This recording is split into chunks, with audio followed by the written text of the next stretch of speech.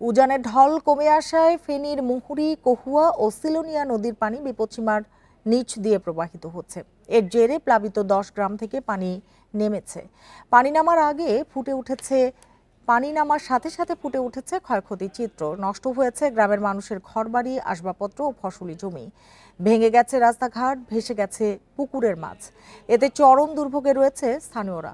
পানি উন্নয়ন বোর্ড জানিয়েছে, ভারতের উজান থেকে নেমে আসা ঢলে 8 জুলাই থেকে পরশুরাম ও ফুলগাজী উপজেলায় 3টি নদীর বন্যা নিয়ন্ত্রণ বাঁধের 41টি স্থানে ভেঙে যায়। এর মধ্যে 6টি ভাঙন স্থানে মেরামত কাজ শেষ হয়েছে, 28টি স্থানে কাজ চলমান রয়েছে। তবে 21 জুলাই ফের নদীর পানি দ্রুত গতিতে বাড়তে শুরু করে। এতে একাধিক ভাঙন স্থান দিয়ে পানি ঢুকে নিম্নাঞ্চল প্লাবিত হয়।